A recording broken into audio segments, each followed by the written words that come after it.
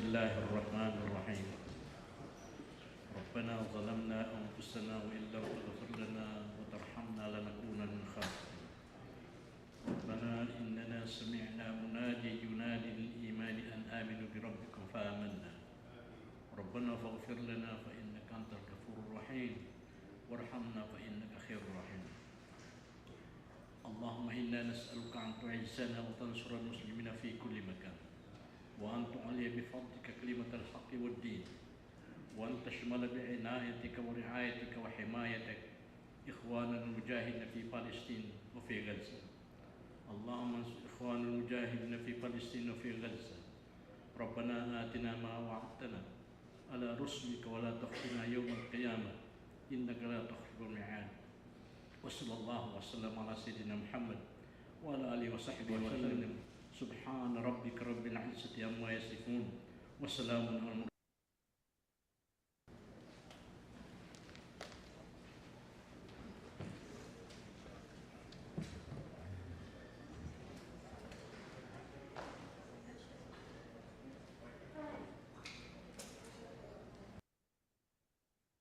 Mga kababayan, ang pambansang awit ng Pilipinas.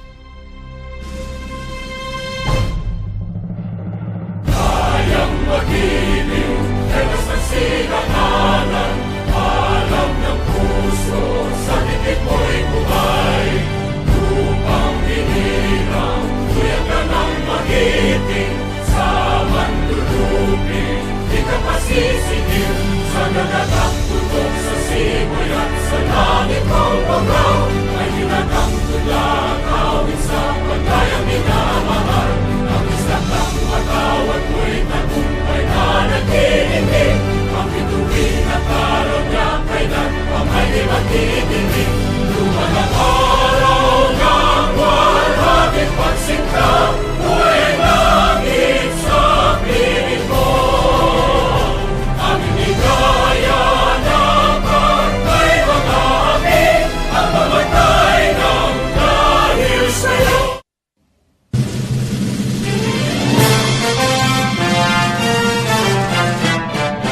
Simula noon hanggang ngayon, isa ang naging layon. Magkaisa at magbuklod, karitingan ay marugtong.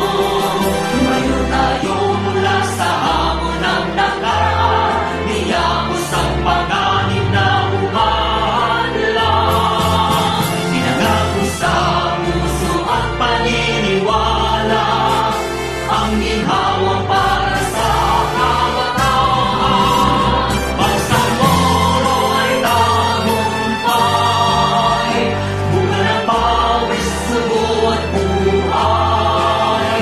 Kapayapaan, katarungan, ay atin ng nakamtan. Alhamdulillah, alhamdulillah, pagpalain Bangsamoro. Bangsamoro, Bangsamoro, lagi kang mamahalin. Walang pipigil sa damdamin, mga pangako'y tutuparin. Habang buhay kami sa'yo'y magbabantay, mananatili sa puso't isipan. Ang kahapong humimlay na nagbuwis ng buhay, nasa piling ka ng may kapal. Bangsamoro ay tagumpay, bunga ng pawis, sugo at buhay. Kapayapaan, katarungan, ay atin ang nakamtan. Alhamdulillah, alhamdulillah, pagpalain Bangsamoro.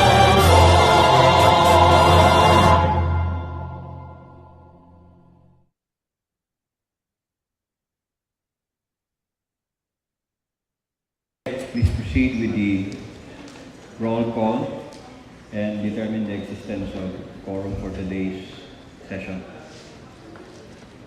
Roll call of the honorable members of the BTA Parliament: Abbas Ahmad, Abbas Harun, Abbas Basit, Abu Mujib, Alamia Laisa, Alauden Mosber, Ali Ibrahim, Ali Lanang Jr., Ali Edi, Ambulugto Suharto, Aminuddin Abdulaziz, Ampatuan Baintan, Anayatin Susana, Antaw Muhammad Kelly, Arnado Merian, Asnawi Dan, Babaw Alimuntaha, Balindong Pangalian, Basman Anna Tarhata, Kandaw Bay Maleha, Dilanggalan Hashimi, Dumama Alba Shia Ilaiha, Ibrahim Ahud, Ismail Suharto, Estino Matarun, Gayak Abdullah, Gera Edward,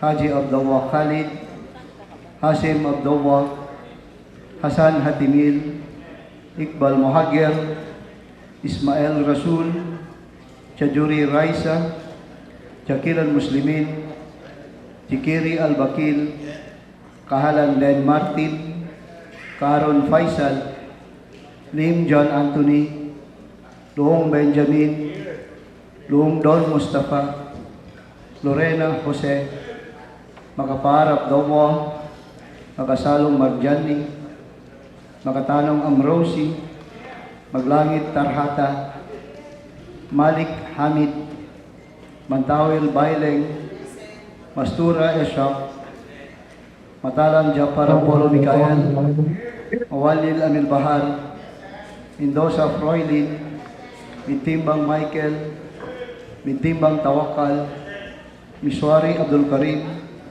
Miswari Nur Reda, Mitmog Rasul Jr., Munoz Hussein, Oranon Soaib, Pakasam Obaida, Pak Abdul Wahab, Pakandaman Nabila Margarita, Parcasio Randolph, Piang Ramon Sr., Ramos Jamila, Salindag Said, Salik Ali, Sangki Ali, Sema Omar Yasser, Sema Romeo, Sheikh Said, Silongan Aida, Sinurinding Kadir Jr., Sulaiman Ali, Tago Paisalin, Tan Nabil, Usman Azfar, Uto Basir, Uyoyot Siti Fahami, Yaqub Muhammad.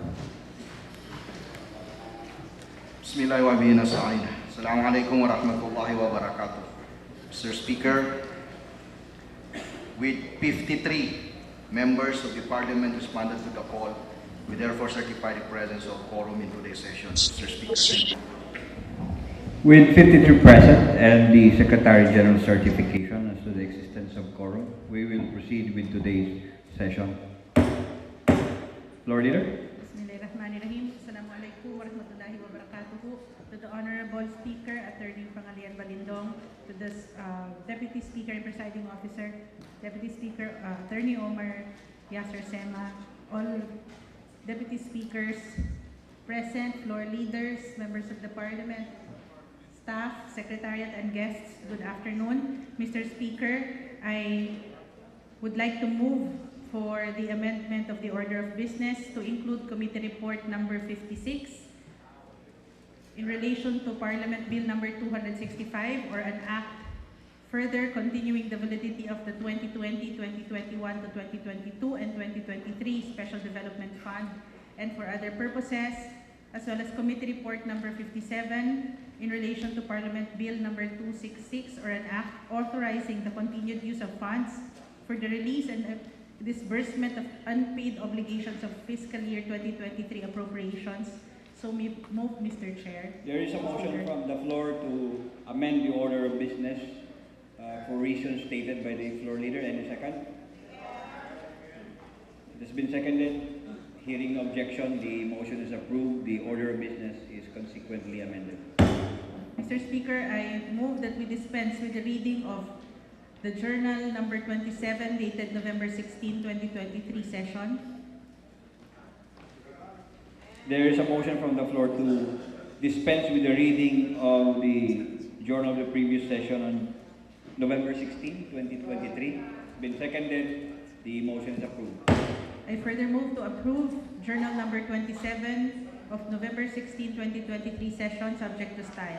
There is a further motion to approve the said journal of November 16, 2023. Any second?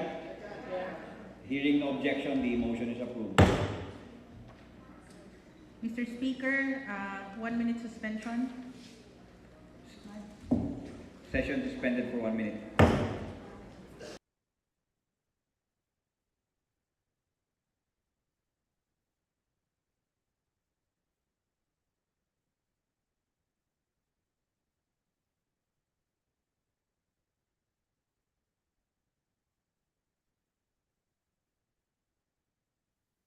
Mr. Speaker, we are now in item number Roman numeral 8, bills on second reading. May we request the Secretary General to read the title and the authors of Parliament Bill number 6.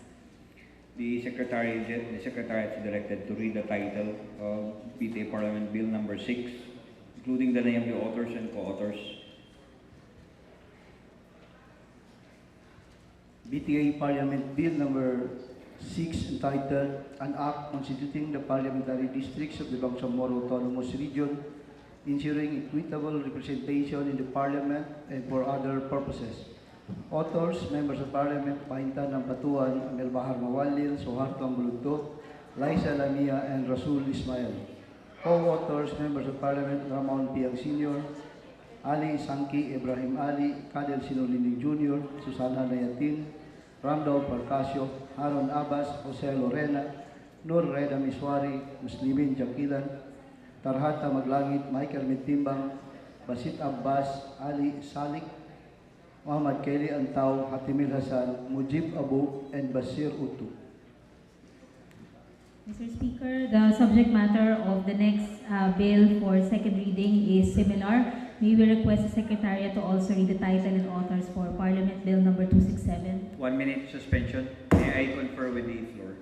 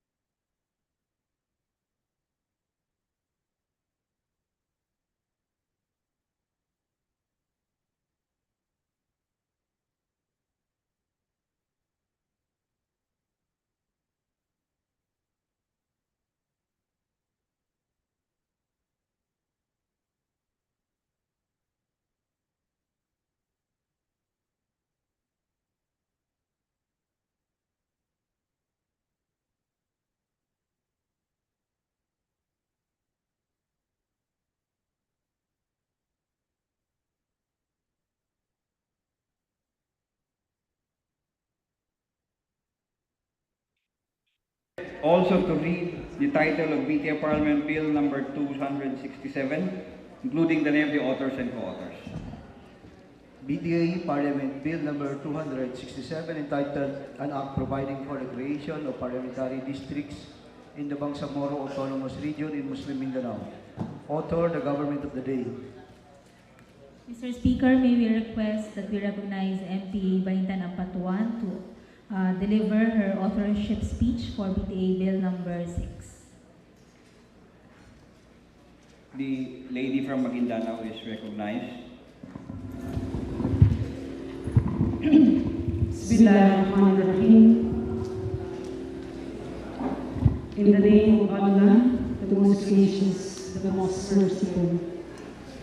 Mr. Speaker, esteemed colleagues in this August Parliament, Assalamualaikum warahmatullahi ta'ala wabarakatuh.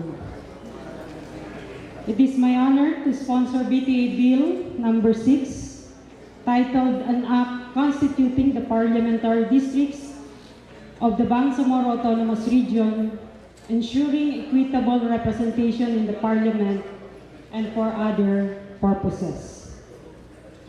Section 4B, Article 16 of the Republic Act 11054 or the Bangsamoro Organic Law states that one of the priorities of the Bangsamoro Transition Authority or BTA is the determination of the parliamentary districts for the first regular election for the members of the parliament, subject to the standard set in Section 10, Article 7 of the Organic Law.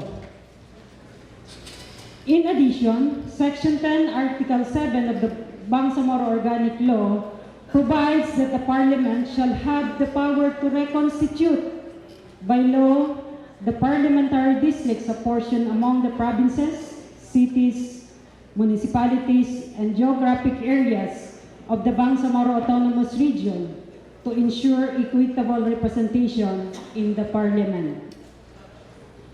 For the purpose of redistricting, parliamentary districts shall be apportioned based on population and geographic area, provided that each district shall comprise as far as practicable, contiguous, compact, and adjacent territorial jurisdiction, provided further that each district shall have a population of at least 100,000. Furthermore, Section 7, Article 7 of the BOL details the allocation of the seats of the Parliament. The parliamentary district seats shall not exceed more than 40% or 32 seats of the total membership and shall be elected through a direct plurality vote from single parliamentary districts apportioned from the areas and in the manner provided by the Parliament.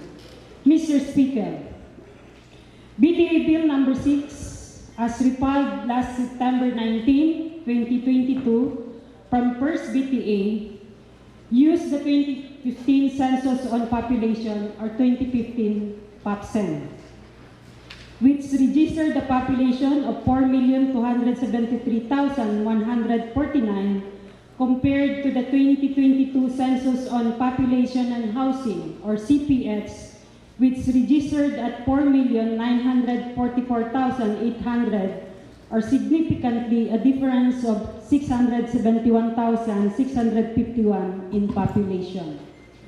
Mr. Speaker, as one of the principal authors of the bill, I am fully aware of our BTA rules, procedures, and practices, especially that the government of the day bill takes precedence over private member bills, although it should be without prejudice to consolidation. Mr. Speaker, BTA Bill number 6 attempts to trigger discussions on parliamentary redistricting and offer option on how to apportion the 2,590 barangays of the region. As we all know, the new Bangsamoro region is now composed of 6 provinces, namely Maguindanao del Norte, Maguindanao del Sur, Lanao del Sur, Basilan, Sulu, and Tawi-Tawi, the 3 cities of Cotabato, Lamitan, and Marawi, 116 municipalities, and 2,590 barangays, including the 63 barangays or the 8 new municipalities in the special geographic area. As shown on the screen, under BTA Bill number 6, the parliamentary districts are created and apportioned in the following manner. 4 parliamentary districts from Maguindanao del Norte. District 1, composed of Dato Udin Sinsuat, with the nearby municipality of Talitay. District 2 is composed of then undivided Northern Upit and Dato Blas Sinsuat, with undivided Kabuntalan. District 3 is composed of undivided Sultan Kudarat, that is the current Sultan Kudarat and Sultan Mastura. And District 4 is composed of the original Iranon municipalities, Parang, Matanog, Barira, and Buldon. Letter B, 5 parliamentary districts from the Maguindanao del Sur.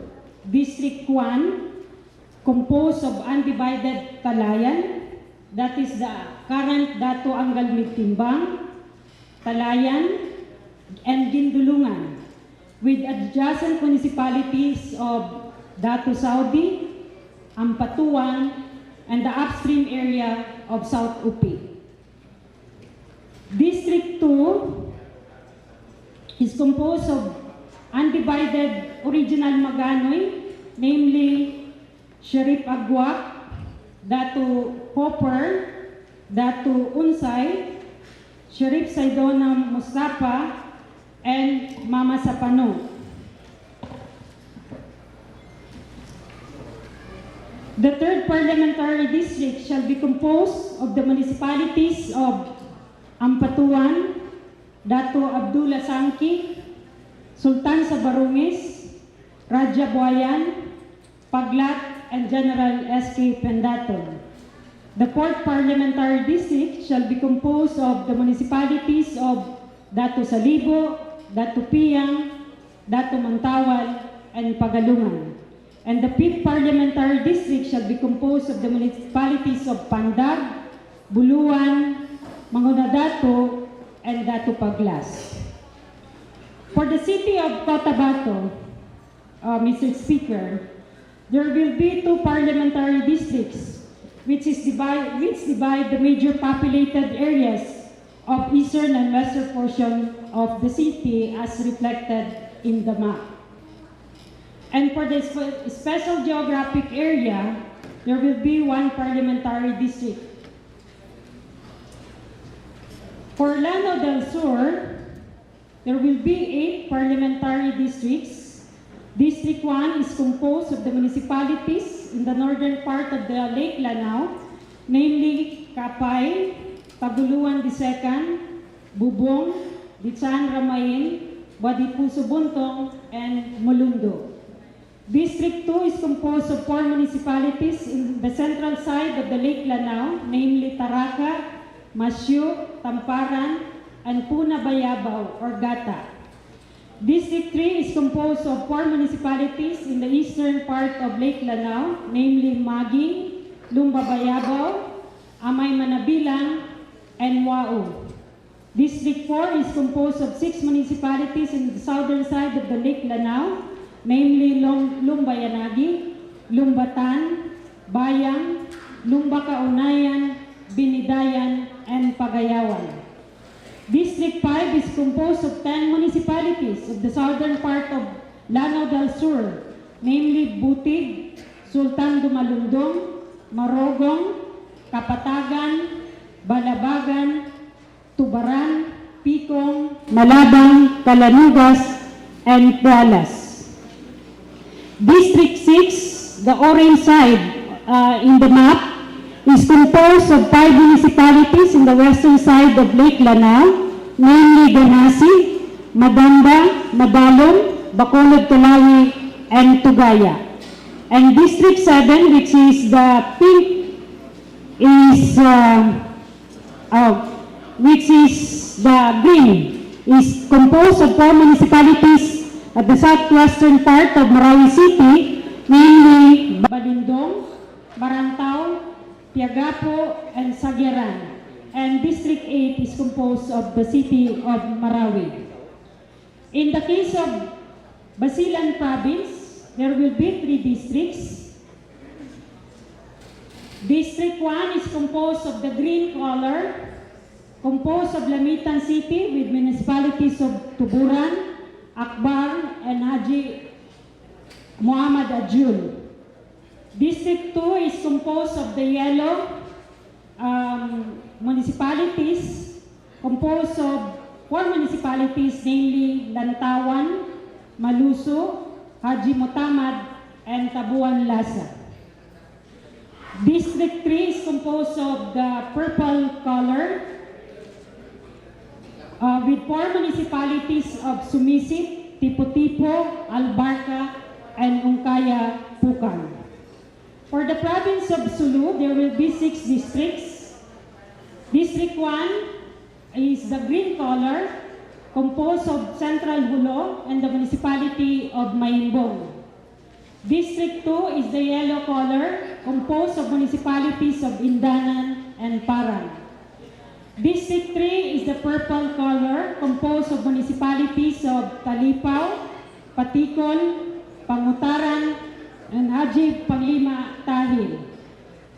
District 4 is the orange, the dark orange, composed of municipalities of Old Panamao, Panglima Istino, and Luok.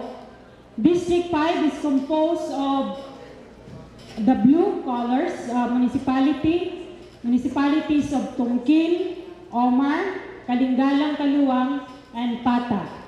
And District 6 is composed of the orange down in the map, composed of municipalities of Pandami, Tapol, Siasi, and Lugos. For the province of Tawi-Tawi, there will be 3 parliamentary districts. District 1 is composed of the green color, which is Central Bongao Municipality and the Pardes municipalities of Mapon and Turtle Island. District 2 is composed of the yellow municipalities in the map, namely Panglima Sugala, Simonol, Sibuto, and Sitangkay. And District 3 is the purple, composed of the municipalities of Languyan, South Ubian, Tandubas, and Sapasapa. However, Mr. Speaker, if you recall, during the deliberation of the Bangsamoro Electoral Code, I offered a proposed amendment with regard to the formula for apportioning of the parliamentary districts, but it was requested by our colleagues to defer consideration of such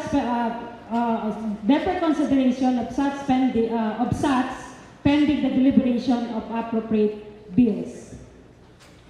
Today, Mr. Speaker, I would like to offer once again the formula to update BTA Bill number 6, considering the new release of the 2020 Census on Population and Housing, alongside the developments in the special geographic area. The formula shall be using the original legislative district, but now putting a premium on the existence of the 3 cities in the Bangsamoro Autonomous Region and the special geographic area. We know that it is difficult to obtain a city status. Therefore, we need to acknowledge and give due representation, since the increase in population in cities is relatively faster, and since more socioeconomic activities happen in cities compared to those in the municipalities. We know also that the SGA is new to the Bangsamoro, where we now need to give them a strong voice in the coming regular parliament. Mr. Speaker, shown in the screen is the proposed apportionment of the parliamentary districts. 3 parliamentary districts in Maguindanao del Norte, 3 parliamentary districts in Maguindanao del Sur, 3 parliamentary districts in Cotabato City with 325,079 population based on the 2020 Census on Population and Housing, 2 parliamentary districts in the special geographic area with 215,433 based on the 2020 CPX, 6 parliamentary districts in Lanao del Sur, 2 parliamentary districts in Marawi City with 200,007 population based on the 2020 CPX, 6 parliamentary districts in Sulu, 3 parliamentary districts in Tawi-Tawi, 3 parliamentary districts in Basilan, and 1 parliamentary district in the city of Lamitan with 100,150 population based on the 2020 CPX. Thus, Mr. Speaker, both BTA Bill number 6 and this proposed formula takes into consideration the criteria set in the BOL, which are contiguous, compact, and adjacent territorial jurisdiction and at least 100,000 population. Again, Mr. Speaker, what I have presented are options which this August Parliament may consider. However, Mr. Speaker, I have to emphasize that the formula is my sole opinion and has no imprimatur from the other authors of the BTA Bill number 6.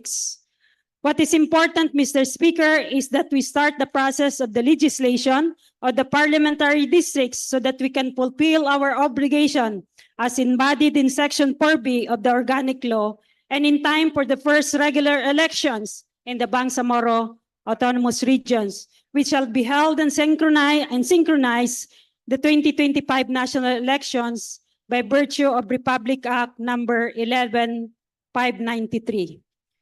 Mr. Speaker, in closing, we have to be reminded the Bangsamoro Autonomous Region is a region which has rich cultural heritage, cultural diversity, and historical significance. It is home to several groups of people with distinct customs and traditions. Hence, it is the duty of the Bangsamoro Parliament to acknowledge, protect, and respect this diversity and to provide a platform where the voices of the constituents are to be heard and represented in the Parliament. Given all that I have mentioned, Mr. Speaker, I humbly recommend that this Parliament concur with the passage of BTA Bill number 6, or in the very least, consider the offered formula.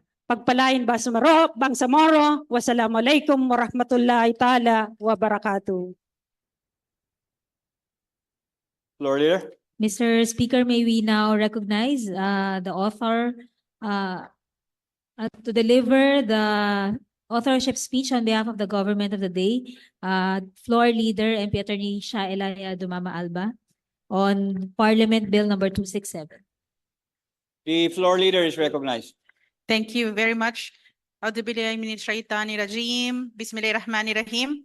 The Honorable Speaker, Attorney Pangalian Balindong, my esteemed colleagues and fellow public servants, Assalamu alaikum wa rahmatullahi wa barakatuhu.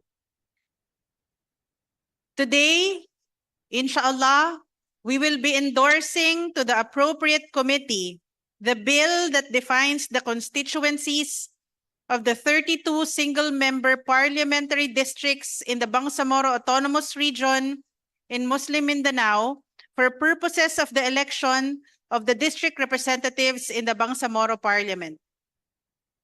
The proposed Parliamentary Districts Act upholds the principles of equity, representation, and inclusivity in the region. The configuration of the districts reflected in this government bill was made using an objective and apolitical lens along the primary parameters provided under the Bangsamoro Organic Law, which are population and contiguity.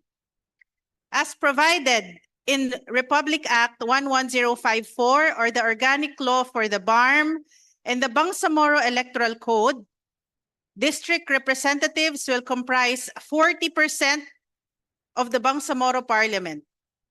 The election of district seats will provide a direct geographic link between voters and their representatives in the Parliament and will promote accountability and responsiveness between the elected members of the Parliament and the constituency they represent. Just like the parliamentary form of our regional government, the design of our electoral system is another expression of our historical experience, the diversity of our people, and our collective aspiration to establish a more democratic and progressive society. The Bangsamoro Organic Law prescribes a modified parallel electoral system for the Bangsamoro region. It combines proportional representation system in the case of party representatives and plurality or majority system for the district representatives.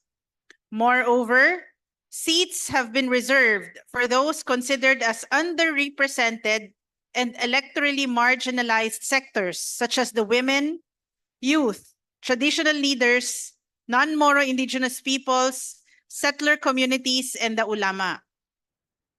This modified parallel electoral system promotes a fair and equitable representation of our people and ensures that the Bangsamoro Parliament would reflect the geographical composition, religious and ideological leanings, population groups, party affiliation, and other aspects of identity that are important to our people.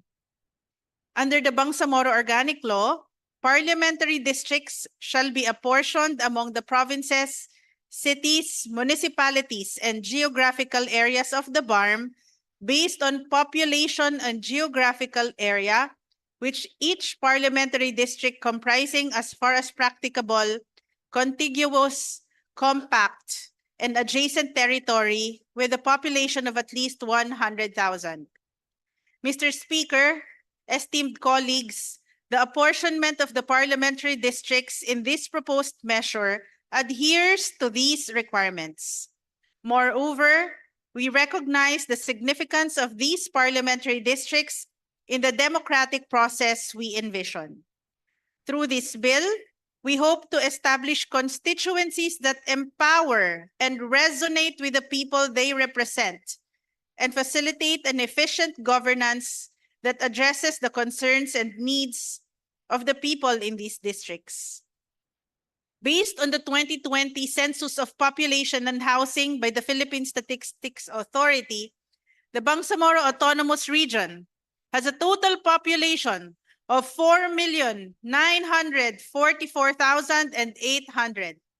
These are the number of constituents that must be represented by only 32 parliamentary district seats.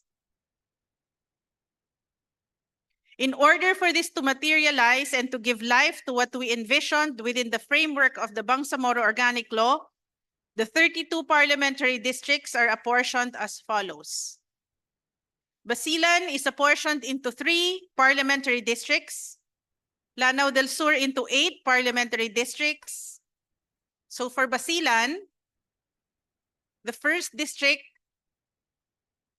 is proposed to be composed of Lamitan City, the municipality of Akbar, and the municipality of Haji Mohammed Ajul. The second parliamentary district is proposed to be composed of the municipalities of Sumisip, Ungkayapukan, Tipo-Tipo, and Albarca. The third district is proposed to be composed of the municipalities of Haji Mutamad, Lantawan, and Maluso and Tabuan Lasa. For Lanao del Sur, 8 parliamentary districts are proposed to be composed of, for the first district, the municipalities of Tagoloan, Kapay, Sagyaran, Piagapo, and Marantao. The second district is proposed to be composed of the municipalities of Buadipuso Buntong, Mulundo, Taraca, Tamparan, Puuna Bayabao, and Masyo. The third parliamentary district is proposed to be composed of the following municipalities: Bubong, Maging, Lumba Bayabao, Tamparan, Amay Manabilang, Wao, and hindi ko na alam. Walang Tamparan. And Ramain. Naka-green. Okay, the fourth parliamentary district is composed to be proposed of the following municipalities: Lumbatan, Butig, Sultan Damulandong, Marugong. Makita. And the next fifth parliamentary district is proposed to be composed of the following municipalities: Calanogas, Picong, Malabang, Balabagan, Katpatagan. The sixth parliamentary district is proposed to be composed of the municipalities of Balindong, Tugaya, Bacolod Calawi, Madalam, Madamba, and Pualas. The seventh parliamentary district is proposed to be composed of the following municipalities: Ganasi, Pagayawan, Tubaran, Binidayan, and Bayang. 8th Parliamentary District is proposed to be composed of the city of Marawi.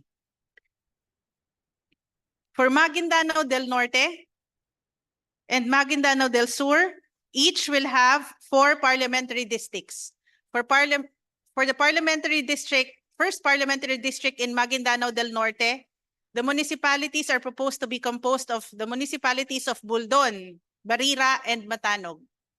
The second parliamentary district is proposed to be composed of the municipalities of Parang and Sultan Mastura. The next parliamentary district is proposed to be composed of the municipalities of Sultan Kudarat, Northern Kabuntalan, and Talitay. And the fourth parliamentary district is proposed to be composed of the municipalities of Datu Odin Sinsuat, Upi, and Datu Blas Sinsuat. For the Maguindanao del Sur, 4 parliamentary districts. The first parliamentary district is proposed to be composed of the municipalities of Datu Angal Midtimbang, Talayan, Gindulungan, Datu Unsay, Datu Hofer, South Upi. The second parliamentary district is proposed to be composed of the municipalities of Datu Piang, Datu Salibo, Datu Saudi, Sarif Saidona Mustafa, Sharif Agwak, Mamasapano, and Ampatuan. The third parliamentary district is proposed to be composed of the following municipalities: Pagagawan, Pagalungan, Sultan Sabarongis, General SK Pendatun, Rajabuayan, and Datu Abdullah Sangki. And the fourth parliamentary district is proposed to be composed of the municipalities of Paglat, Pandag, Bulwan, Mangudadato, and Datu Paglas. Sulu is apportioned into 7 parliamentary districts.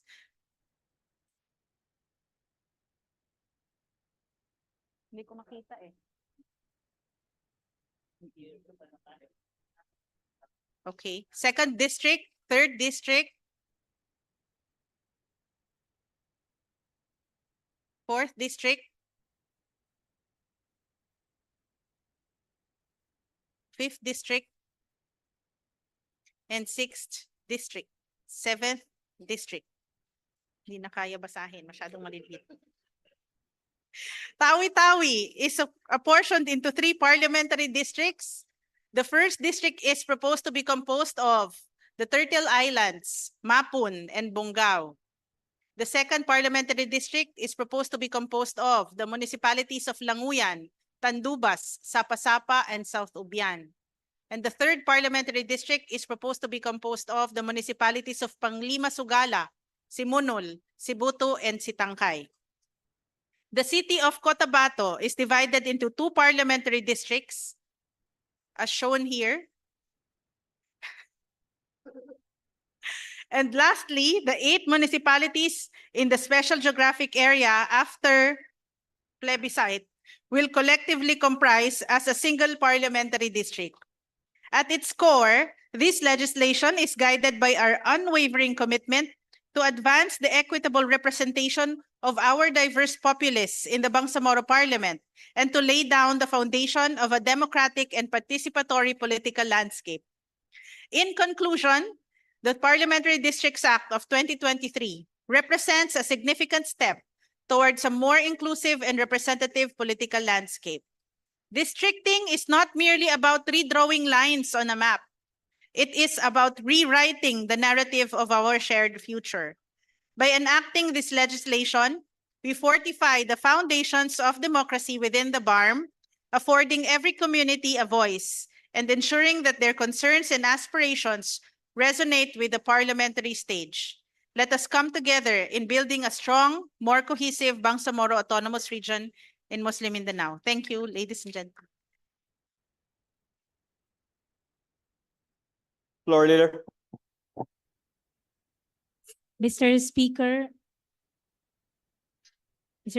I move that we refer jointly Parliament Bill number 6 and 267 to the Committee on Rules. There's a motion to refer jointly the 2 proposed bills to the Committee on Rules. It has been seconded. There being no objection, the motion is approved. I am Sir- seeing the hands of Deputy Speaker Nabil Tan. What is Yes, his Mr. pleasure? Speaker, short manifestation from Deputy Speaker Tan. Pinatay ni bagong-bago. Mr. Speaker, thank you very much, Majority Leader. Hearing the presentation of BTA Bill 06 and BTA Bill 267, Government of the Day, we are constrained to also file our own bill, especially as far as Sulu is concerned. We will be more adhering to the principle of contiguity and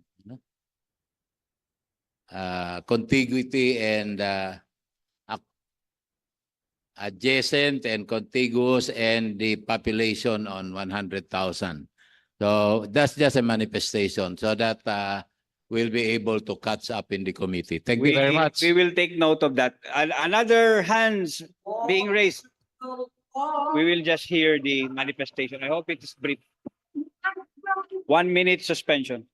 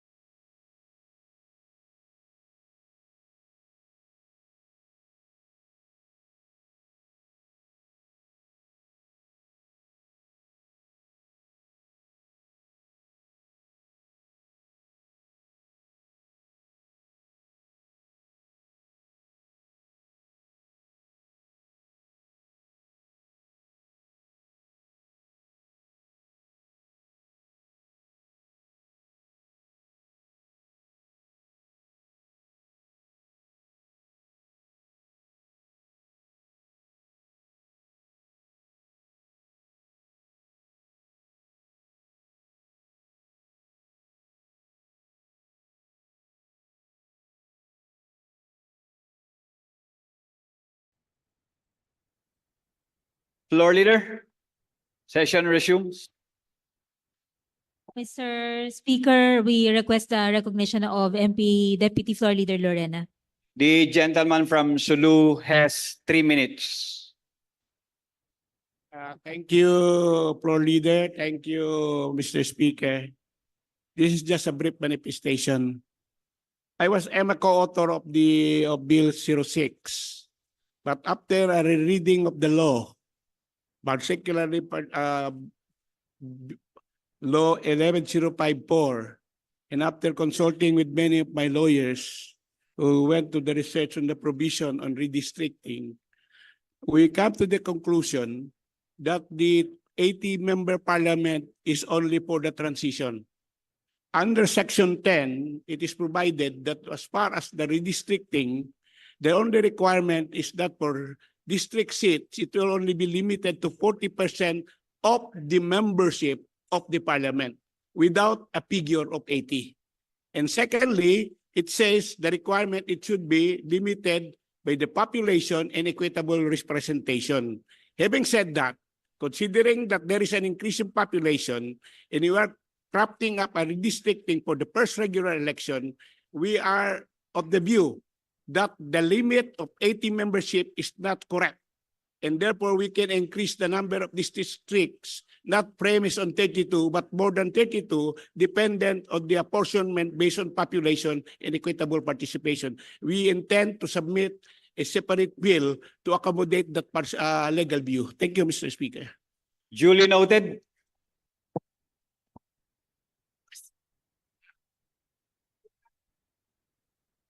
Floor leader, what is your pleasure? Mr. Speaker,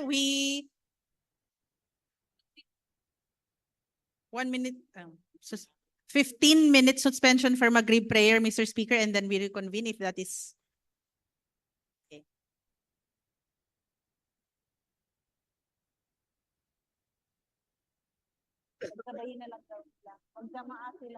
Okay, Mr. Speaker, we will proceed to the presentation of the committee report number 56. Mr. Speaker, may we request the Secretariat to please flash the 57 muna daw po, Mr. Speaker. The Secretary is directed to flash on the screen the two proposed bills covered in the in the committee report number 57 and 56. 56 and 57. Yes, Mr. Speaker. May we start with the committee report number 57? Mr. Speaker, committee report number 57 is submitted by the Committee on Finance and Budget and Management in relation to BTA Parliament Bill number 266 entitled An Act Extending the Validity of the General Appropriations Act of the Bangsamoro for fiscal year 2023 until December 31, 2024, amending for the purpose Section 50 of Bangsamoro Autonomy Act number 32 and for other purposes authored by the government of the day, Mr. Speaker. I move that we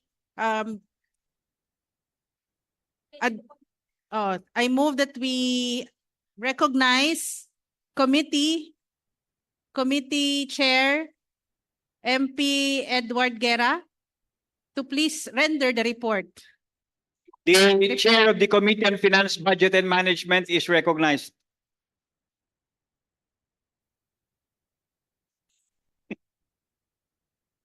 Mr. Speaker, upon request of the committee chair of CFBM, may we recognize Vice Chair of the CFBM, Member of the Parliament, Attorney Ubayda Pakasem, to render the report, Mr. Speaker. The gentleman from Barira is recognized. Auzubillahi minash shaitanir rajim. Bismillahirrahmanirrahim. Alhamdulillah. Wassalatu wassalamu ala rasulillah. Amma ba'd. Assalamu alaikum warahmatullahi wabarakatuh. Mr. Speaker, I'm afraid I do not have the presentation of the map to which the programs will be implemented, Mr. Speaker. However, I am certain that regardless of the district where they may be under, Mr. Speaker, the programs will be implemented to these municipalities, Mr. Speaker. Mr. Speaker, as required by the committee chair, I am submitting here with committee report number 57, BTA Parliament Bill number 266, as authored by the government of the day, recommending its approval with amendments. Mr. Speaker, the Committee on Finance and Budget and Management, to which was referred BTA Parliament Bill number 266, introduced by the government of the day, entitled An Act Authorizing the Continued Use of Funds for the Release and Disbursement of Unpaid Obligations of FY 2023 Appropriations, has considered the same and has the honor to report it back to the Bangsamoro Transition Authority Parliament with the recommendation for its approval with the following amendments. First, the title of the bill is amended to read as follows: An act extending the validity of the General Appropriations Act of the Bangsamoro for fiscal year 2023 until December 31, 2024, amending for the purpose Section 50 of Bangsamoro Autonomy Act number 32 and for other purposes. Second, Section 1 of the proposed measure is amended as follows. Section 1, Section 50 of Bangsamoro Autonomy Act number 32 is amended to read as follows. Section 50, Cash Budgeting System. All appropriations authorized in this act shall be available for release and obligation for the purpose specified and under the same general and special provisions applicable thereto until December 31, 2024. All appropriations obligated as of December 31, 2024 for the completion of construction, inspection, and payment of infrastructure capital outlays and delivery, inspection, and payment of MOOE under support to operations and other capital outlays shall be valid until fully expended. After the end of validity period, all unreleased appropriations shall lapse, while unexpended or undisbursed funds shall revert to the Bangsamoro Treasury under a special fund for reappropriation in accordance with Section 19, Article 12 of RA 11054. Ministries, offices, and agencies shall strictly observe the validity of appropriation and the reversion of funds. Notwithstanding this provision and any other issuance, the shares of constituent local government units in the national taxes collected in the BARM shall be available until fully released, obligated, and disbursed. Number 3, insert new provision to become Section 2 to read as follows. Section 2, Bangsamoro Autonomy Act number 32 is amended to include Section 50-A as follows. Section 50-A, excluded items. Personal services and maintenance and other operating expenses or MOOE under general administration and support shall be valid for obligation until December 31, 2023 only. The extension of validity of the Special Development Fund shall be governed by a law enacted for the purpose. 4. The remaining provisions were renumbered accordingly. Mr. Speaker, the copy of amended BTA Bill number 266 is attached to this committee report, and this report is respectfully submitted by the members and Vice Chair as well as the Chair of Committee on Finance, Budget, and Management, Mr. Speaker. Respectfully so submitting. Floor Leader. Speaker, I move to we adopt committee report number 57, Mr. Speaker. There's a motion to adopt committee report number 57 for deliberation. Any second? Hearing no objection, the motion is approved. Are there any interpellators? If there are none, we will proceed with the period of amendment. Are there any proposed amendments? If there are none, we will proceed to I will now ask the pleasure of the floor leader.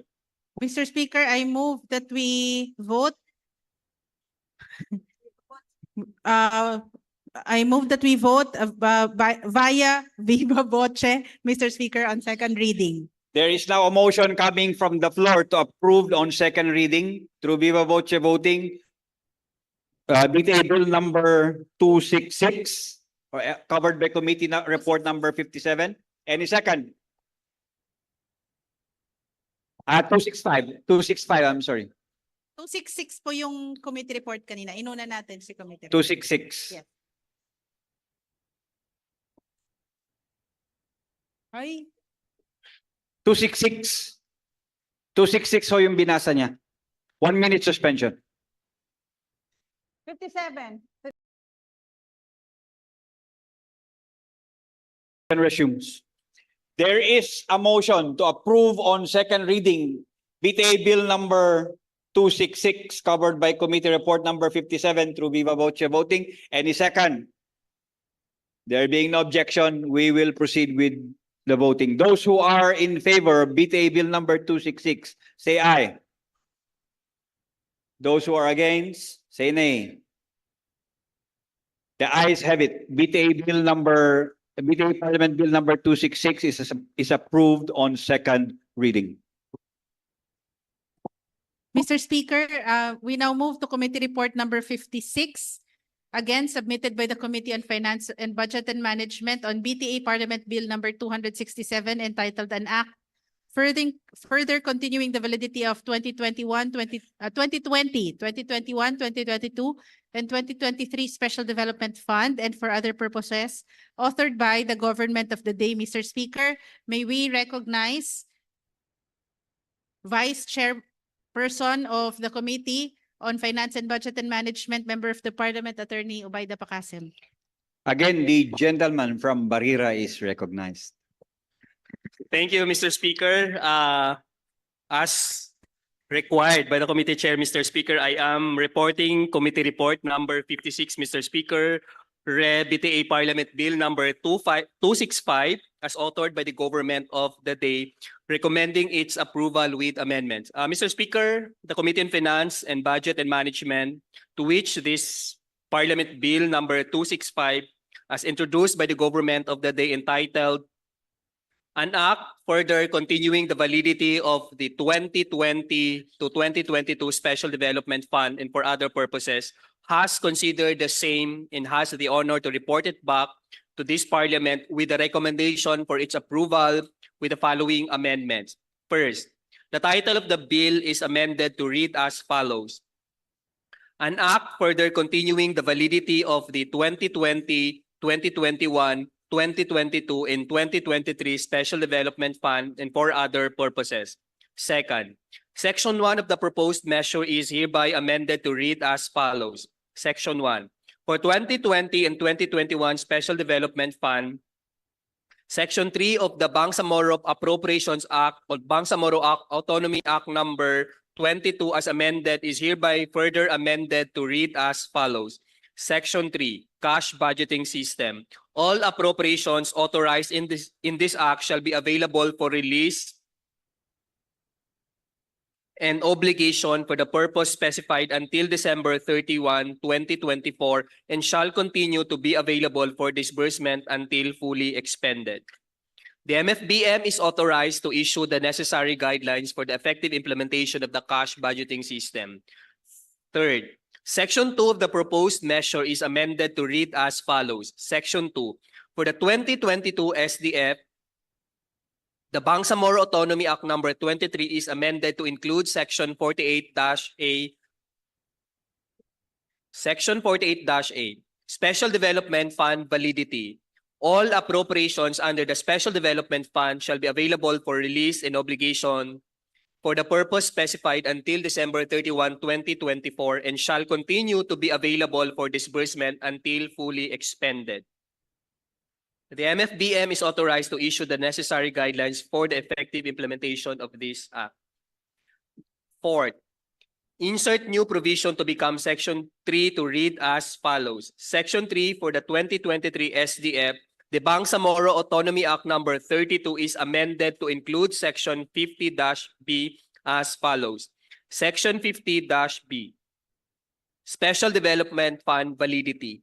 All appropriations under the Special Development Fund shall be available for release and obligation for the purpose specified until December 31, 2025 and shall continue to be available for disbursement until fully expended. Fifth, another provision will be inserted as Section 4 to read as follows. Section 4. All other provisions of the laws governing the above appropriations for the Special Development Fund as embodied in Bangsamoro Autonomy Act numbers 22, 23, and 32 that are not otherwise amended herein shall continue to be in full force in effect unless otherwise further amended by the Parliament. 6. Previous Section 3, repealing clause and Section 4 effectivity are renumbered accordingly and amended to read as follows. Section 5.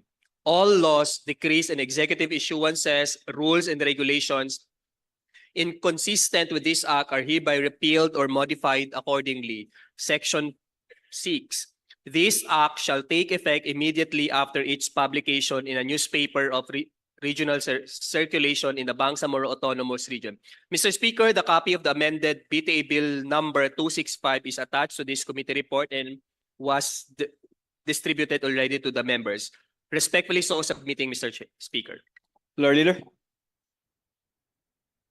Mr. Speaker, I move that we adopt committee report number 56, Mr. Speaker, for deliberation. There is a motion coming from the floor to adopt committee report number 56 for deliberation. It's been seconded. I'm hearing no objection. The motion is approved. Similarly, Mr. Speaker, may we ask? Are there any interpellators? How about any proposed amendments? Floor Leader, you have the floor. Therefore, Mr. Speaker, I move that we dispense with the periods of interpellation and debate as well as the period of amendment, Mr. Speaker. There is now a motion to dispense with the period of interpellation debate as well as the period of amendment. It's been seconded. There being no objection, the motion is approved. I move that we approve committee report number 56, Mr. Speaker. There is a motion coming from the floor to proceed with the approval of BTA Parliament Bill number 265 embodied in committee report number 56 on second reading. It is any second. There being no objection, we will proceed with viva voce voting. Those who are in favor of BTA Bill number 265, say aye. Those who are against, say nay. The ayes have it. BTA Parliament Bill number 265 is approved on second reading. Mr. Speaker, may we recognize Deputy Speaker Attorney Nabil Tan? The gentleman from Sulu, Deputy Speaker Nabil Tan, is recognized. Thank you. Thank you, Mr. Presiding Officer, Mr. Speaker. Thank you, Floor Leader. May I just know if there is a certification from the Chief Minister of that it is an urgent bill? So wala pala.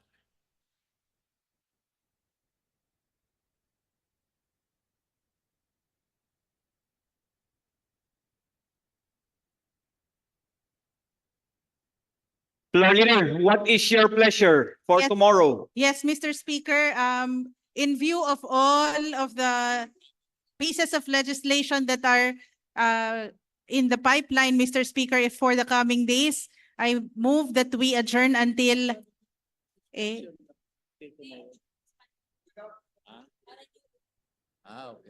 move that we adjourn until 8:30 a.m. tomorrow, Mr. Speaker. We have an extended time tomorrow. Yes. We will begin at 8:30 in the morning. Yes, Mr. Speaker. Any objection to the motion of the floor leader? There being none, session is adjourned until 8:30 in the morning.